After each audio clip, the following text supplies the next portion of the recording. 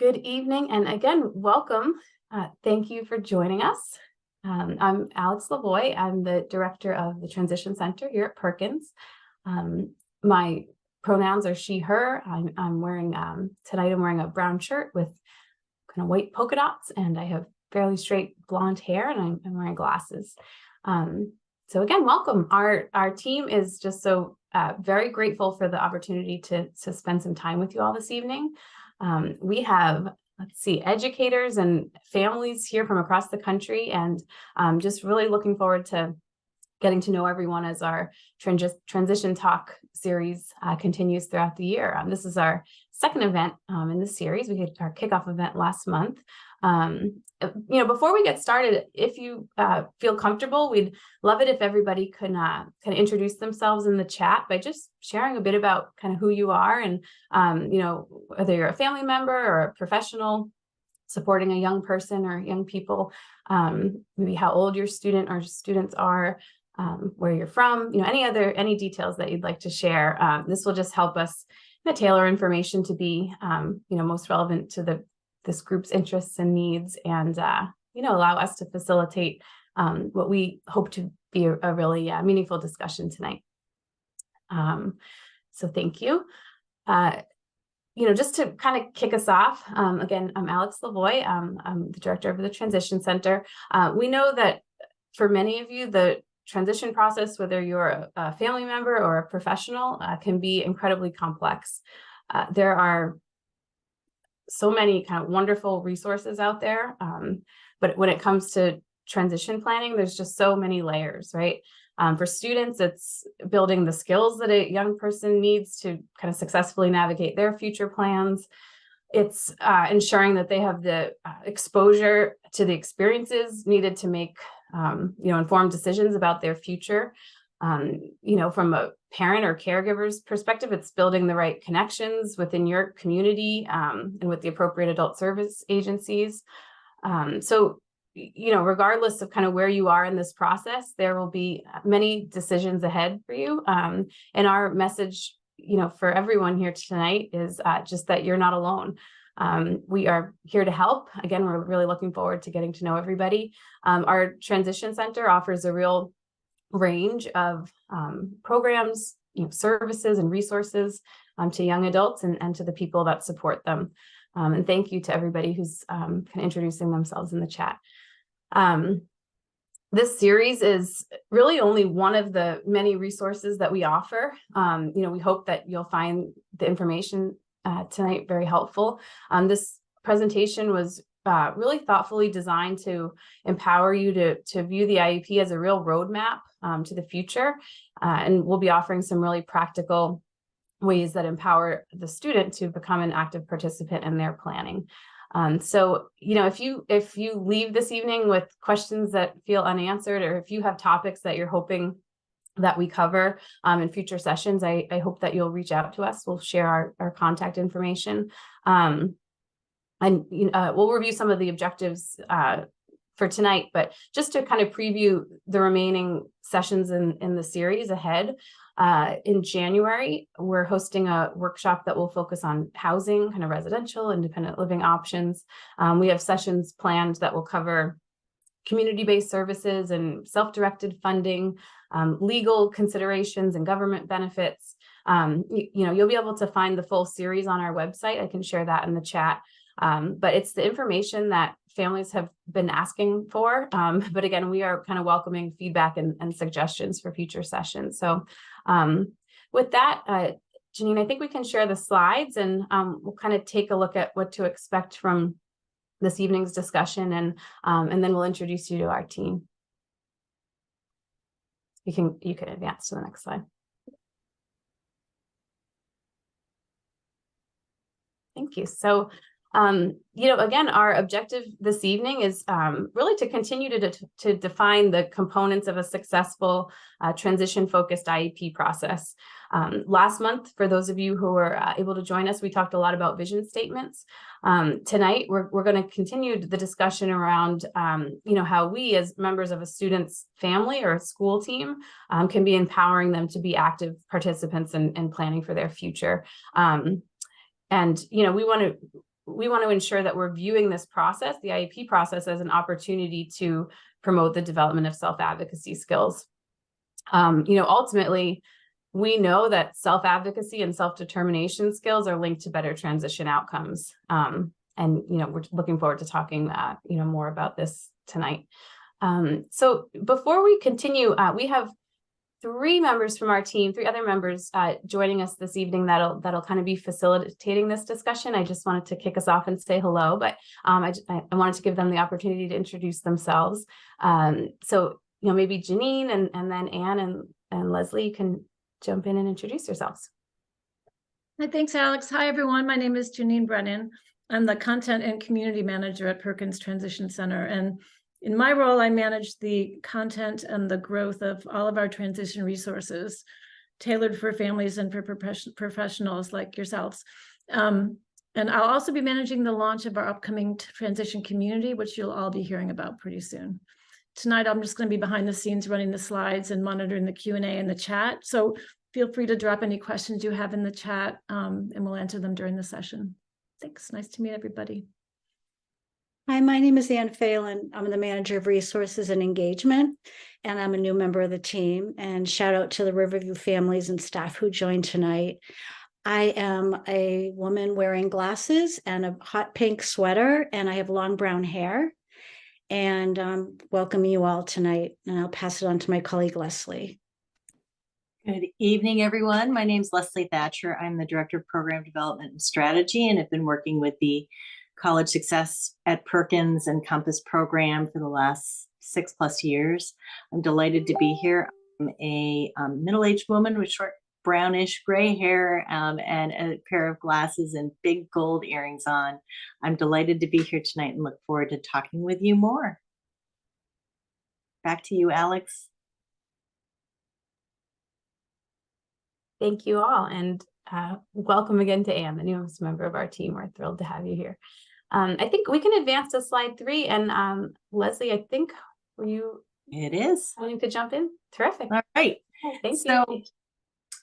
Thanks so much, Alex. So again, my name's Leslie, and I'm going to kick this off today really talking about the IEP and the power it can give you as a family member, an educator, a caregiver of a student with a visual impairment.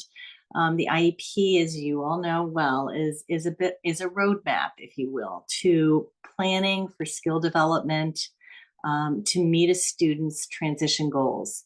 Transition goals hopefully are informed by a student's robust experiences in an academic setting, in their home setting, and in enrichment activities they can engage in as supported by their Commission for the Blind, their family, their educators, and so on. So it's a multi-layered process that helps inform a student as they are beginning to consider, in the context of their family, what their vision statement is as they consider transitioning. Now, transition in the United States is a formal process that starts based on sort of legal definitions of transition age, and I'm using my fingers in air quotes here, that usually starts between age 16 or 14 and 16, and it varies by state typically.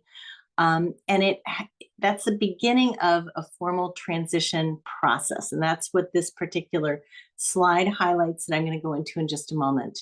Transition ends when a student completes their high school or secondary experience, anytime between late 17, 18 years old, up to age 21 or 22, again, depending on what is dictated by a student's individual state.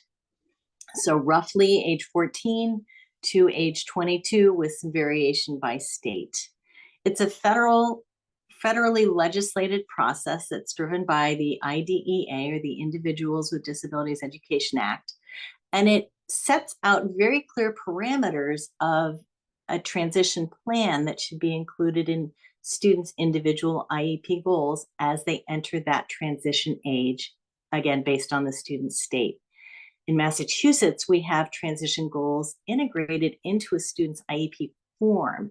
It's that important, and Massachusetts has worked very hard to integrate that into a student's IEP form. And we'll get into that as this talk goes on and as future talks evolve. But what we want to introduce you all to today is some key elements of it that in an ideal, best setting are key components to a transition plan, and it rests with your student. It rests with their vision statement, which is such a powerful concept to think about, right? The student's vision statement serves as that foundation for all that transition planning that follows. That student's desire to attend college, that student's desire to work or engage in their community or help other people, whatever those things are, that then drives the support that the adults that are part of that IEP team can provide to that student to acquire additional knowledge, skills, and so on that help a student meet those transition goals. Now, what I'll say, I'm going to put a big asterisk on this. Transition planning in the formal federally dictated process starts between age 14 and 16, but those goals and that planning is based on hopefully a lot of robust skill development that students have acquired all the way through their elementary and middle school and even high school experience that gives the students that foundation of skills, independence, problem solving to the greatest extent possible, so that as they begin to envision those next steps after their graduation from their high school experience, they can begin to articulate and utilize the skills they've gained to achieve their transition goals. So transition formally starts at age 14 to 16, but those skills are starting from really day one, even in the home environment as well. That allows us to begin to help support the IEP team, you as parents and you as educators, to develop measurable post-secondary goals. And that's kind of a funky term. What is measurable? And in this case, these are examples like John will enroll in a general associate degree program at XYZ college by September of 2024 and take one course. That's a specific measurable goal. There's a date involved, there's a specific number of courses, and so on. So the measurable is key. It may be that Andrea will shop for groceries independently using a list, or Andrea will semi-independently prepare a meal. Those are measurable post-secondary goals as well that require a specific set of skills that can be integrated into an IEP over time. Transition planning starts with strong assessments. There's an enormous range of assessments that are out there. We have a bit of information on the Transition Center already, and we'll be always addressing more. We're happy to guide you if you don't know where to start.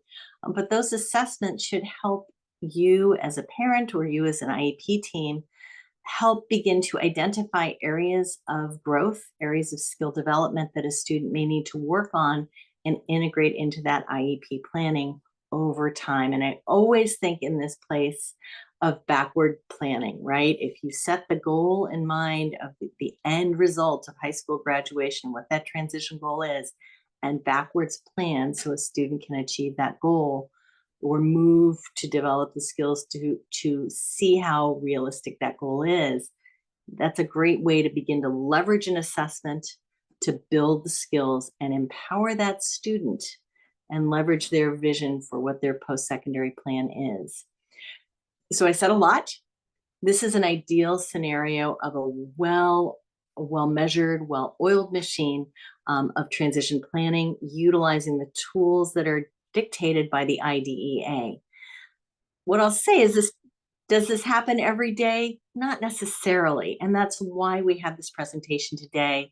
And really part of why the Transition Center exists is to help empower you as family members with this information to bring back to your teams and to your students to help take advantage of these powerful tools with additional information. Knowledge is power, and we are here to help support you as you develop with that. So with that, I'm going to pause and probably hand it over to Anne for the next slide, which is really the key, the crux of this whole discussion, moving beyond the whole idea of the IEP roadmap and IDEA dictated transition goals. There's a core heart of this whole thing, and Anna is going to talk about that.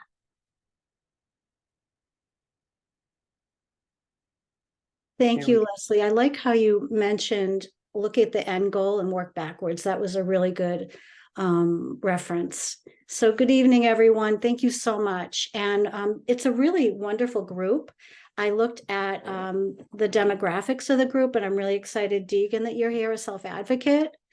I hope you find this workshop meaningful, and also some educators and professionals from across the country and in England. Really welcome to have you. I hope you're awake. And parents who've been working to be advocating and getting to the place where you are now. So let's all give each other applause for being here tonight and creating a space where we can come together. And because of the size, I'd really like to offer an opportunity for having a mutual dialogue. I was just in a webinar with Leo Sarkeesian and on self-determination and self-direction. And he said, it's so important to share stories. So we'll do that tonight, I hope. So self-determination, I think it's important to look at what it actually means. And it's to learn and effectively solve problems and take control and responsibility for one's life.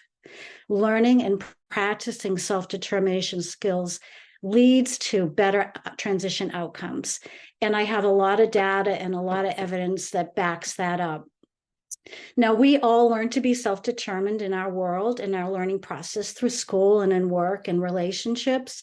But individuals with disabilities, and we're talking tonight about all disabilities, there's less of an opportunity. So many people have been supporting and advocating and leading and guiding that sometimes there is an opportunity for learned helplessness and lack of self-sufficiency and self-determination. So we want to start building those skills. So we'll go on, Janine, to the next slide. I'd like to talk about some key components that really impact self-determination.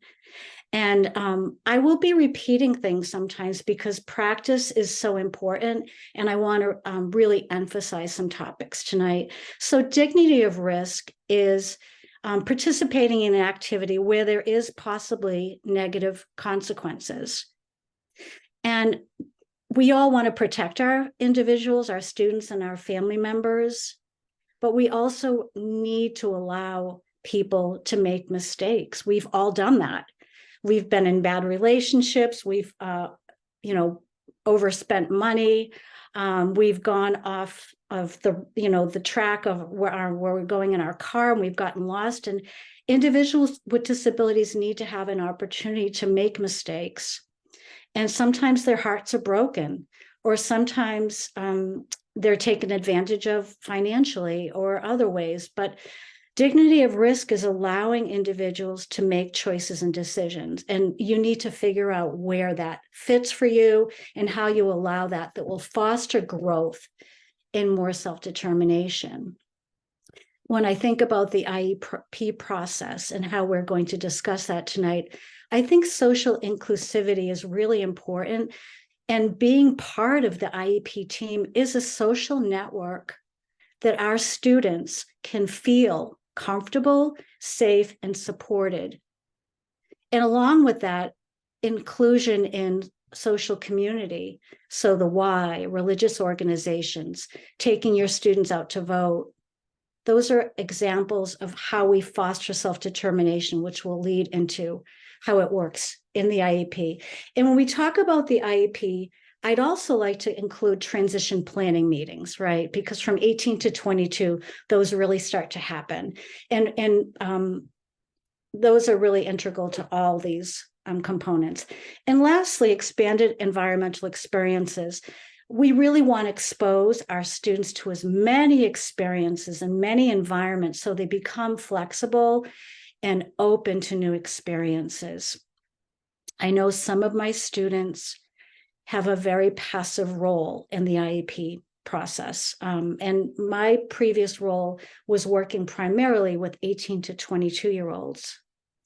And many of them didn't want to go to the IEP meetings. They were uncomfortable, there was too much language, or they just didn't understand it. Or I often heard, my parents will take care of this.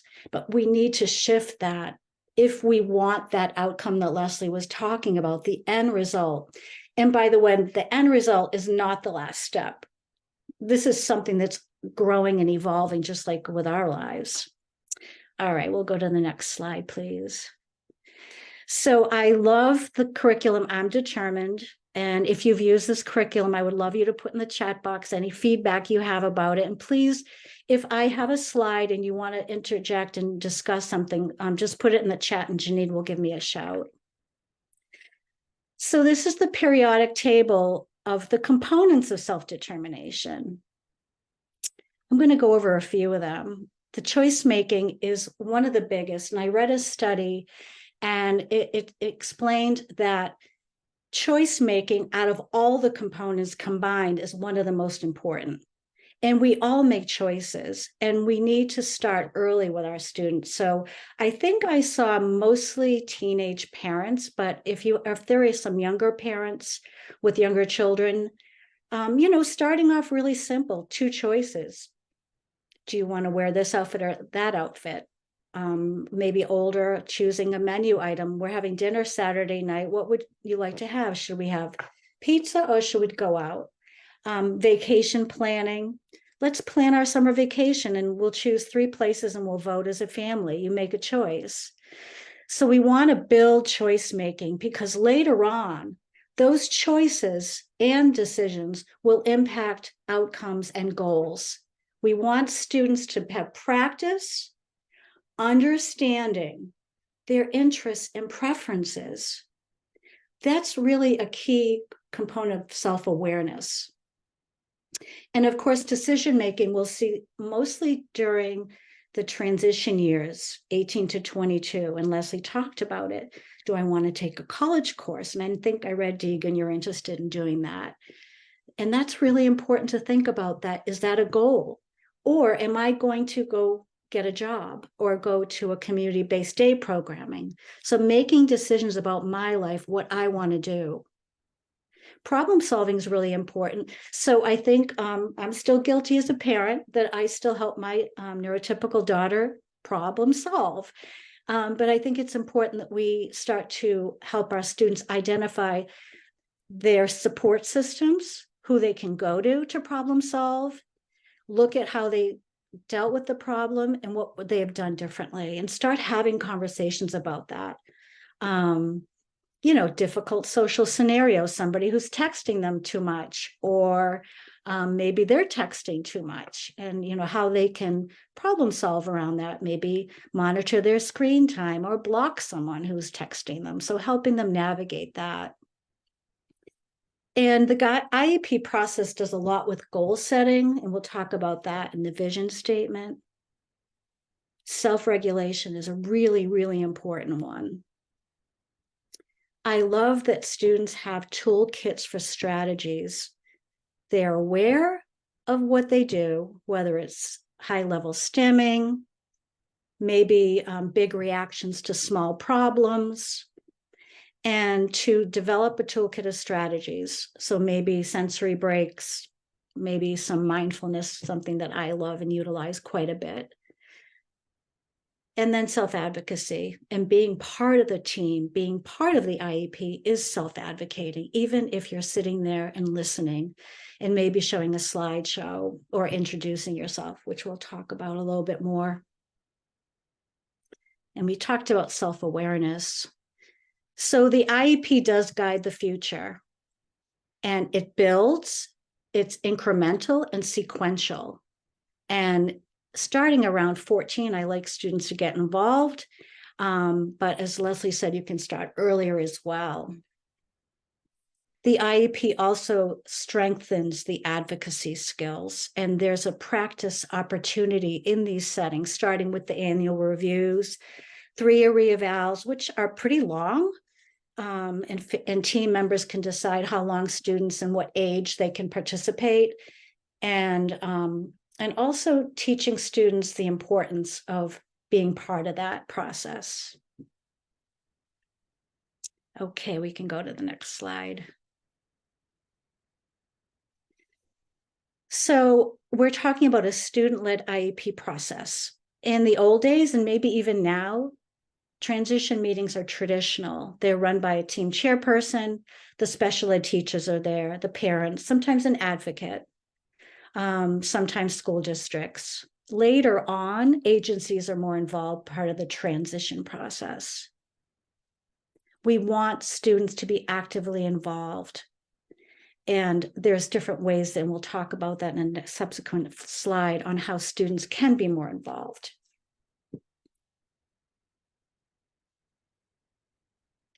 The teacher is really, really involved as far as directing the instructional strategies. Now, it does take time. This is an added layer of teaching. However, the outcomes show that students who are self-determined and participating in the IEP are happier in school, they're more successful in school, there's less behavioral challenges, there's so much empowerment around that. And also, the practice in being these really increases neuroplasticity. It builds the neurons in the brain.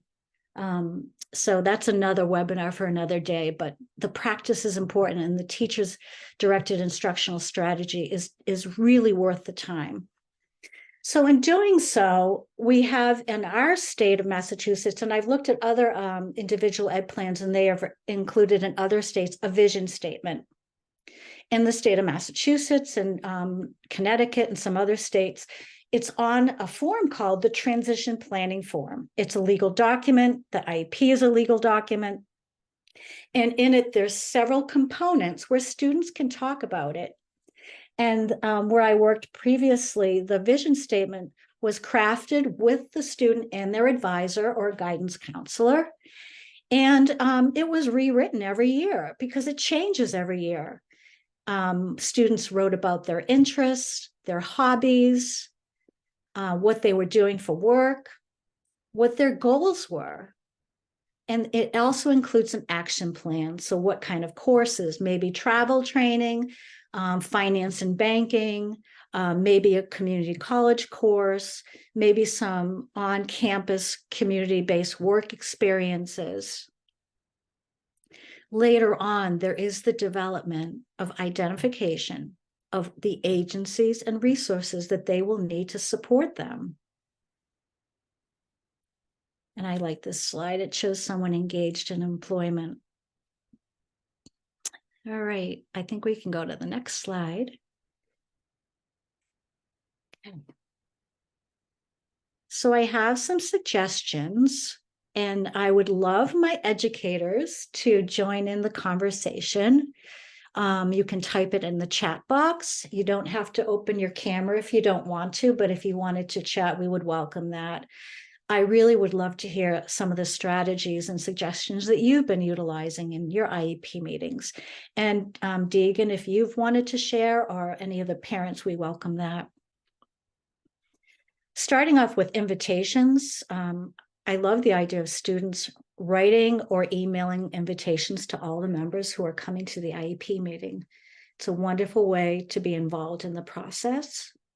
One time I had a student who went to the conference room. We do sometimes meet in person, and we set up the room together. We put water bottles and got the chairs set up, and that was empowering. It was a small step, but it was an important step to get that meeting so that the meeting ready so they can see the space. So we have students who are evolving or becoming involved in the IEP process. So maybe they'll just introduce themselves and their parents, or maybe they will introduce themselves and team members that they know, their teacher. That's a really great starting point. And then the vision statement. I like to watch the faces of the family members when they hear their students reading. It's incredibly empowering and reinforcing on getting to the place that they got to hear their students speak their voice. I really like that.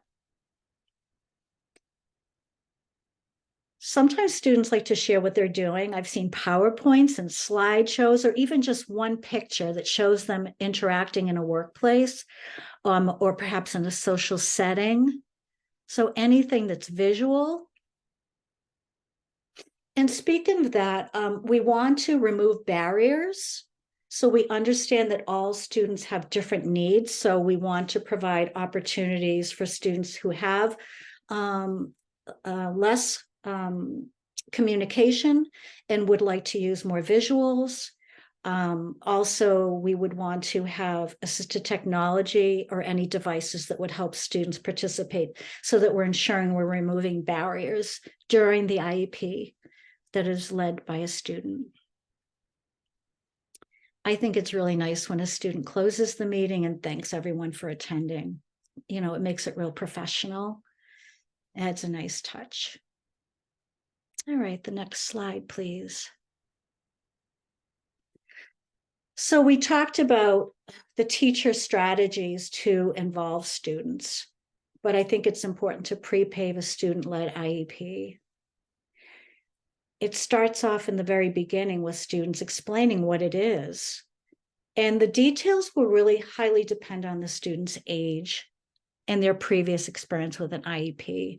So using simple terms at this meeting, we'll talk about how you're doing in school and talking about what you like about school.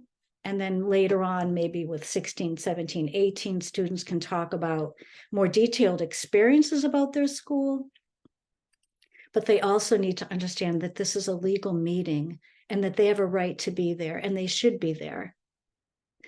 The late, great Judy Heumann, who is my hero, highly instrumental in me being in this field. She was instrumental with IDEA, the Americans with Disabilities Act, and Section 504, the Rehab Act of 73. And her mantra, which I love, and it's the mantra of, I think, the Autism Association, nothing about me without me. And I think that needs to be started really soon. Students understand that they need to be there, that this is so important. We're going to be talking about you. Don't you want to know what we're talking about? Don't you have a say in that? That's really empowering. It's important to let everyone know if we're shifting from a traditional IEP to a more student-led, letting people know that this is the agenda and this is how we'll proceed with the meeting. And I think it's important, I don't know about you, but in a lot of IEP meetings that I've been in for the, many, many years, sometimes students are talked about like they're not there. And I think that if someone asks a question about a student, perhaps a parent or an agency, maybe turning to the student, and you can discern and decide whether a student could answer this question. But, Cheryl, would you want to answer the question? Do you want to talk about what you're doing on the job and how you're doing, and do you like it? And if they're not ready for that, you can answer the question addressing that student. So Cheryl, I think you're doing a really good job. I know that you're working in the cafeteria and you're cleaning tables. So let's make it first person rather than third person, as if the person wasn't there. And I think sometimes we have to remind our team members about that process. And we talked about the student and the teacher working together, but the teams will need to discern and decide who will help the student prepare and support the meeting. So obviously, there's a lot of time involved in practicing and getting students ready. It's just not a one and done thing. And it's sometimes repeated over time. And we want to allow that process to unfold. When I think about the families, we have a lot of families tonight, and I want to thank you all for being here. It's a long day, and it means a lot that you took time for you. And that's a lot on you being here, a good pat on your back. But we want to support our families and their involvement, and we want to meet our families where they're at. So we want to respect any cultural differences. We want to respect language differences. We want to understand the family culture. Is it a multi-generational family, and should maybe different members of the family be involved and invited, who's important. So we want to really understand the family system from all perspectives. And the next slide, please. So if any of our educators here want to type in any student-driven transition goals that they've liked or they want to suggest, we can be creative and keep the conversation dynamic. So I just wrote a few student-driven transition goals just to get our thoughts on the same wavelength. One of them was, with my TVI, my teacher with visual impairment, I will research and identify the agencies that will support my transition. So that goal is for more of established students. So we have emerging students who need moderate to maximum supports. And then we have developing and established. An established student can work with their staff to understand, when I leave school, I will be working with this agency, or I will need to find agencies, and who are those agencies? And just so we're on the same page, those agencies will typically be the Department of Developmental Disability, and those are across all states. In California, they're called Regional Center. In Connecticut, DDD. In our state, it's DDS. We have Mass Commission for the Blind. We have vocational agencies. So those are typically the agencies our students will want to learn about. And what do they do? How will they help me? The second one, with my counselor, I will participate in my intake meeting. So when students are moving from entitlement, okay, education needs to be provided by law, to adult services, that becomes an eligibility determination, right? So agencies such as Department of Developmental Disability needs to meet students. They need to see their face. They're typically doing this on Zoom now. And I've met with many students and DDS just to do a meet and greet. And I've actually enjoyed it. It's a really neat way for me to observe how my students interact, their etiquette, their posture, their body language. It's really a neat experience. And also it gives students practice. We talk about practice, talking to different people, being comfortable with talking to unfamiliar people. That's a really empowering goal. Another one, I will work on improving my typing skills from 15 words per minute to 20 words per minute. And lastly, I will attend classes without my paraprofessional 50% less of the time by June 2024. All right, we can advance this. Okay, so I have a plethora of curriculum and data. If you are data gurus and you want to message me, and I can send some more information, but I just put a couple of curriculums in here. As I said, I really like I'm Determined. It's a wonderful, very user-friendly, free curriculum, and its focuses on self-determination. Also, there's a nice curriculum called Whose Future Is It Anyway by the Transition Alliance. So those are two. And we will send you the PowerPoint so you'll have access to this later. But everyone on this team welcomes you to connect. All right. So we have a few more slides, but I'd like to pause at this time. Our team would like to welcome a dialogue and a conversation, whether you choose to unmute yourself or write a chat. And remember what Leo Sarkeesian said, sharing stories is so meaningful. It creates so much depth, and something you're sharing might really impact other people. So we welcome that. And if any of my colleagues wanted to jump in as well to break the ice, any experiences or thoughts, we welcome that. Hi, Anne. Can you hear me? I can. Hi, Meg. Hey, I just did want to jump in. I think, I mean, as you know, I lead IEP meetings as part of my job, but we always try to start our IEP meetings with the student vision so that that really leads us into what we're going to be talking about. I think as you shared, the vision is so important. And I think it sets the groundwork for what we're going to be talking about. And I always say we want to make sure that, the IEP supports what the student vision is.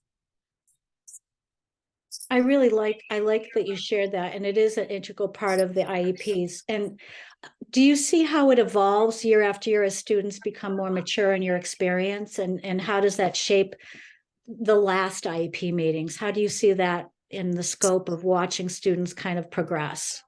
Yeah, absolutely. You know what? One of our staff members recently took all of the vision statements because she had worked with a particular student for several years, and she put them all on a document and gave them to the parent. And it was so interesting to me because I had never thought about doing that, but to really look at a student who we've had for so long, to look at the vision statement as a middle schooler and how it progressed through high school and then into, the adult years was really, really interesting to see. And very meaningful and really, important. Everybody's shaking their heads, Meg, and I've never thought of that. I've never heard of it. It's fantastic. I'd love to learn more about that. That's reflective of the evolution and the trajectory of self-determination through the IEP process, through writing this vision statement is such a great example to show the growth. And I think that's so empowering for the student and the parent. I'd love to have known what the parent's reception on that was. Oh, well, actually they really I mean, in several things. For one, they got a kick out of it because, when the student was in the 6th grade, the thoughts of what they wanted to do in their life were really cute, actually, looking back at it. But, you can see the progression as they have, different life experiences and work experiences where the vision becomes more of a reality and more realistic. But no, the parent was very touched, and I agree with you. I had never ever thought about doing that. So it was interesting when the staff member did it. It just kind of clicked in me, like, wow, what a great idea to pull it all together. Thank you, Meg. That was such a meaningful share. I appreciate that. Anyone else? Well, we're going to advance to the next slide, and I like this slide. I'm going to turn it over to Alex, who's going to tell us a little bit about what we're going to watch, because we think videos really exemplify some of the content of what we're talking about. Yeah, thank you, Anne. And we'll have a few more slides to share following this this video. We wanted to just share. It's a brief video, but just really kind of inspiring. It's about a student named John, a Perkins graduate. And as you watch the video, you'll just kind of learn about the ways in which John, with the support of his family and school team, really carved out this range of kind of opportunities that aligned with his interests and have allowed him to engage with his community in ways that are really just fulfilling and meaningful. And you'll also hear Jenna, his mom, talk about how the plan evolves and changes. And you kind of touched on this towards the beginning of our discussion today, that the next step is not the final step. And so I think this video kind of exemplifies that. So I think Janine, you might have to hit play here. John Shea is a Perkins graduate with multiple complex disabilities. It too, Janine. This is the story of how John and his family prepared him for life after high school. John poses with classmates in cap and gown. Starting out with transition, completely overwhelmed. Jenna Shea, John's mother, didn't understand the agencies, didn't understand what would happen after school, because school is really an entitlement, was so easy. So I didn't know where to turn at first, what to do. So I did start going to transition seminars and thinking my son is quite complex. What will be out there for him? I have to say, Perkins transition, and it was just Denise then, was fantastic and always kept me on the next step and on the road to it. John enters the room smiling. We sat down with John and said, what do you want to do? And we just made a list. And then we made a list on top of that, what he actually needs to do as well, and a vision for him, rather than just thinking, what's next program we stick him into?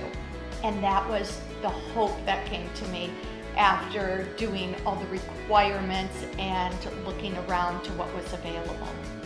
John likes to do everything. John rolls along the sidewalk, pushed by his support staff, Justin. He likes to be out and about. He totally has to be going somewhere all the time. He had a hot dog cart at the Paw Sox, and he went there on Friday, Saturday, and Sunday and cooked up hot dogs. He explores Boston, whether it's a museum, a restaurant.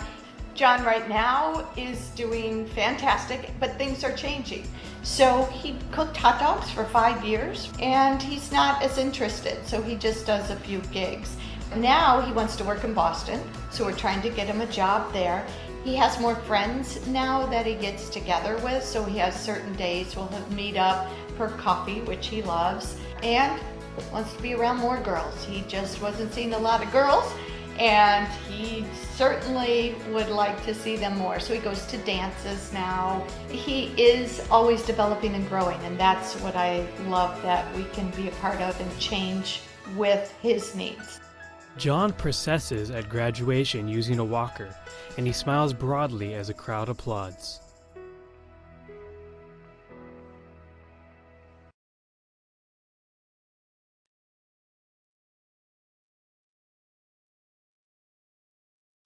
John Shea.